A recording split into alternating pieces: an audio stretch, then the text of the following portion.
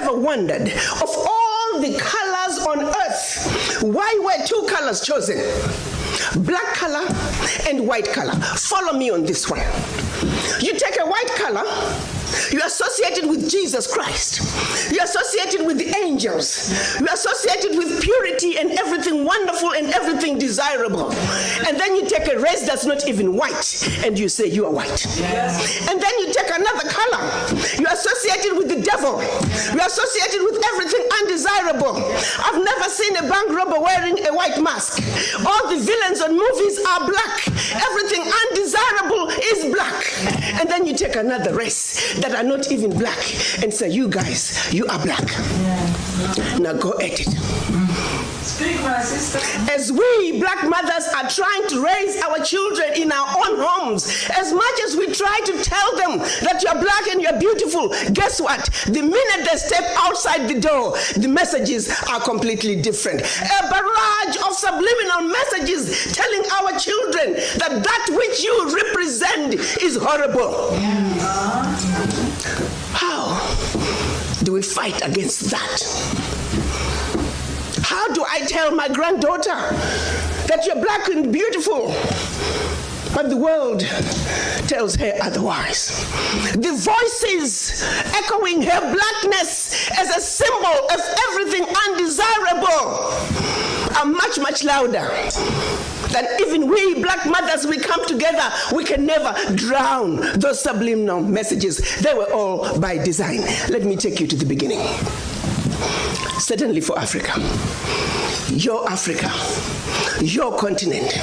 Because as we gather here today, as we try to strategize, as we try to create those linkages between those Africans away from the continent and the Africans on the continent, we must understand, how did we get here?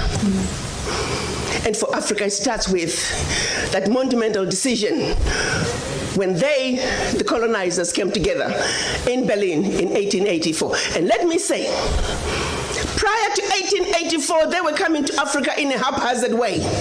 They had started with slavery.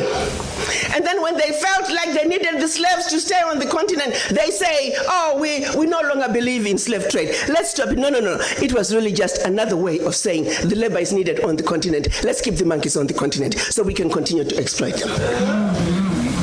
So 1884, they met in Berlin to organize themselves so they can effectively loot from the monkeys. They did not meet in Berlin to see to it that Africa would prosper. No. Let me repeat. The colonizers met in order to see to it that your Africa, our Africa, and her children, not only on the continent, are forever defeated and dominated. That was 135 years ago. The manner in which they did it, they took out the map of Africa while the Africans were sleeping, minding their own business. Started to chop up your continent into the tiny little countries that we see today. The bigger and more powerful a kingdom was, the more countries that came out of it. Not only more countries, but these countries were given to different colonizers who spoke different languages. Let me bring it home for a second. Pretend you're driving from Zambia, you're speaking English. Pretty soon you're in Angola, you're speaking Portuguese. Then DRC, French. Equatorial Guinea, Spanish. Southern Cameroon, French. Southern Cameroon, English. Northern Cameroon, French. You are now in Nigeria, English. Hello. These were the same people. Prior to 1884, we were powerful, amazing kingdoms with well-established educational and religious systems. If the truth be told, we had the civilization. We were the civilized. They were the devils, the uncivilized ones. They set out to take everything that symbolized civilization in Africa. To this day, they're still refusing to give up those relics. If those relics were not that good, why are you keeping them? We were way ahead of them in our civilization.